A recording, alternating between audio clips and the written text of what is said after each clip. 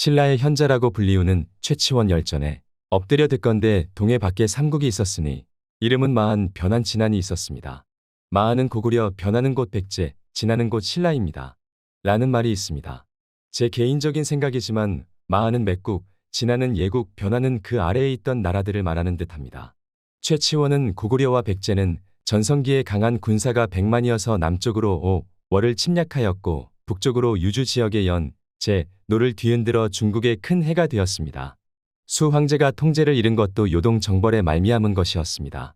이 말의 시대를 추측하자면 고구려가 수나라의 요서군을 공격한 598년일 거라 생각됩니다. 그 후부터 고구려와 수나라의 전쟁은 613년까지 수차례 수나라가 고구려를 공격했습니다. 결국 수나라가 멸명의 길을 걷게 된 것은 고구려의 요동 정벌을 했기 때문이라고 생각하시는 분들은 아주 많을 거라 생각됩니다. 동쪽에 있는 동이족들이, 군사들이 그리 많이 있었을까요? 한 사람의 말만을 듣고 판단하기 힘들다고 생각하여 하나를 더 찾아왔습니다. 삼국지 위나라 사서위서에서 견초라는 사람의 열전을 보시겠습니다. 한문으로만 되어 있습니다. 우리 요동은 창의 동쪽 사이에 100만 군사가 있다.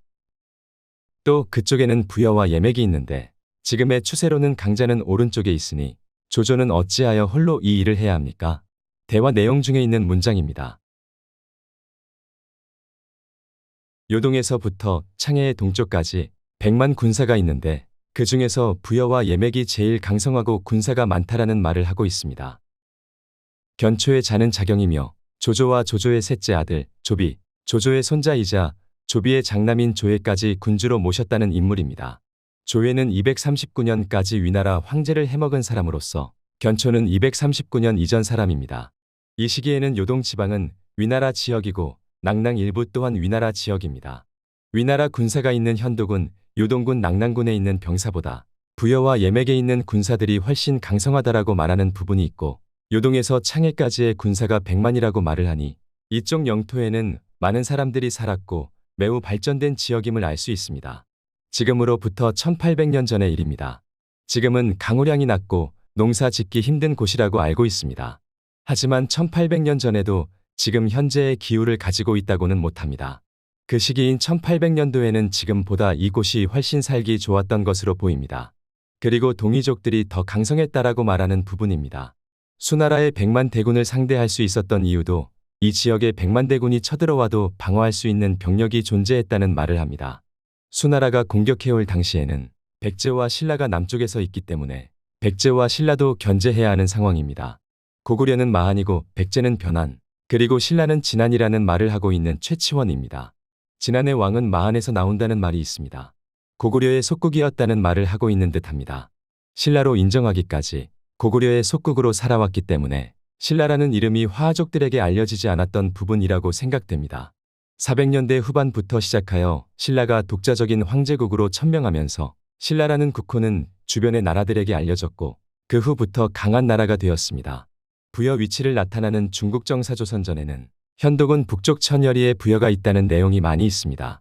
천여리라고 한다면 400km 이상이라는 말이 되는데 후한의 현도군이나 요동군이 고구려가 공격을 할 경우 부여가 후한을 도와줄 수 없는 거리입니다. 삼국지 고구려 본기를 보시겠습니다.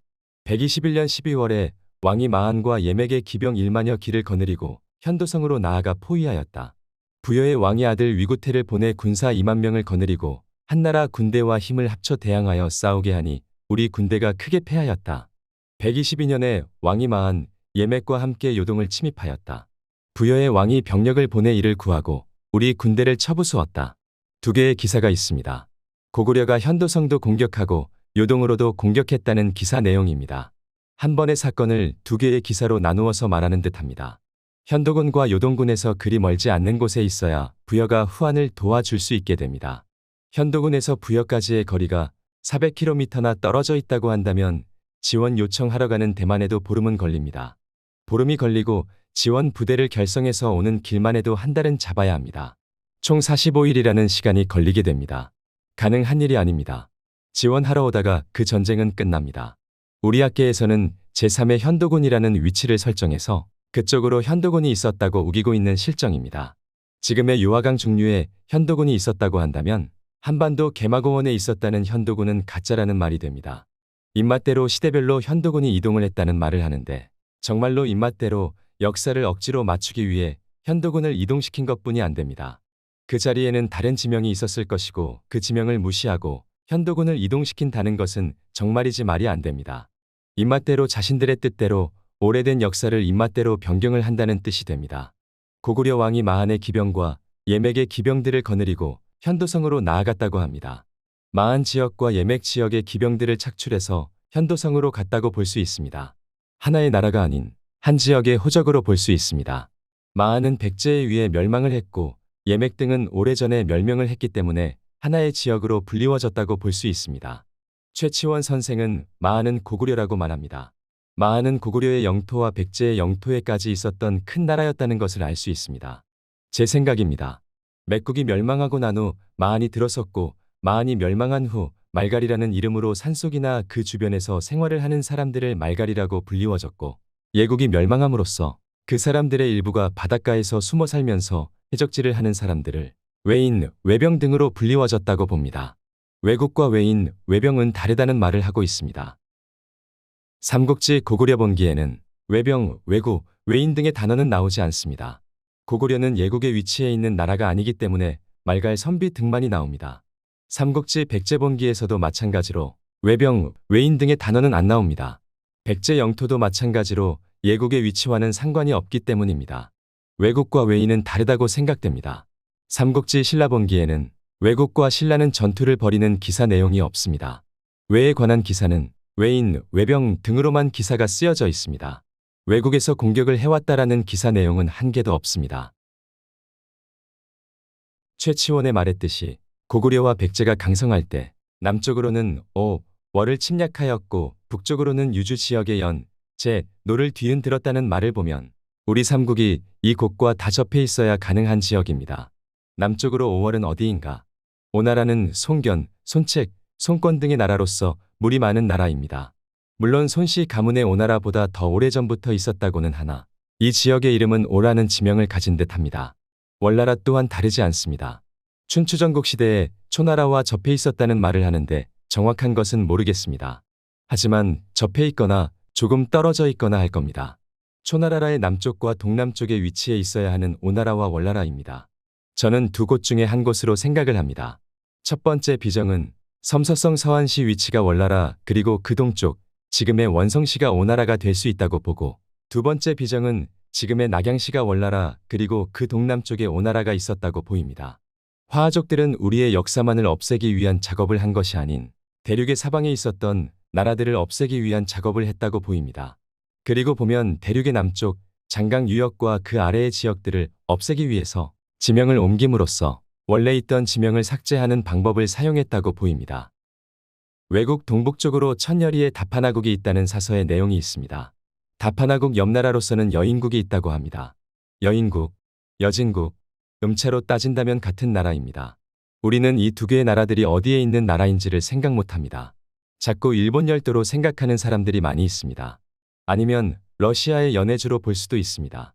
제 생각에는 한반도에 있던 나라가 아니었나 하는 생각을 해봅니다. 한반도에도 문명이 있고 아주 오래전 신석기, 구석기 때에도 사람들이 살아왔고 한반도에 꽃을 피운 시기는 5세기까지였습니다. 그 후로 신라나 고구려 영토가 되었기 때문에 왕의 무덤이 더 이상 나오지 않는 현실입니다. 전라도, 충청도, 경상도의 왕금 무덤들을 보면 4세기, 5세기 때 무덤들이 대부분입니다. 수십만 개의 옛날 무덤들이 그렇게 말을 하고 있는 실정입니다. 아주 오래전에 우리의 선조들의 시작 포인트는 어디인지는 모르지만 사람들이 추측하기론 홍산 문화가 발견된 지역에서 산동성과 한반도로 뻗어나갔다고 생각하는 분들이 있고 현재 북경에서 시작을 하여 산동성과 한반도로 뻗어나갔다고 생각하는 분들이 있을 겁니다. 어디에서 시작했는지는 그리 중요한 것이 아닙니다. 우리의 고토가 있었다는 그 지역을 우리는 알 권리가 있습니다. 대륙이 붕괴되면 권리를 찾을 준비를 해야 합니다. 또한 그곳의 사람들과 하나의 맥이 이어진다면 외교 정세에서 있어서 매우 좋은 이점을 가져오게 됩니다. 북방오랑캐라고 천시하면서 무시하던 이성계 조선에서는 그들이 왜 조선을 멸망시키지 않았을까 하는 생각을 해봐야 합니다. 고려에서는 북방오랑캐라고 무시하지 않았다고 봅니다. 말은 조금 달랐다고 볼 수 있지만 여진족들과 바레인들이라고 불리우는 사람들하고는 맥이 이어져 있었다라고 생각됩니다. 시청해 주셔서 감사합니다. 감사합니다.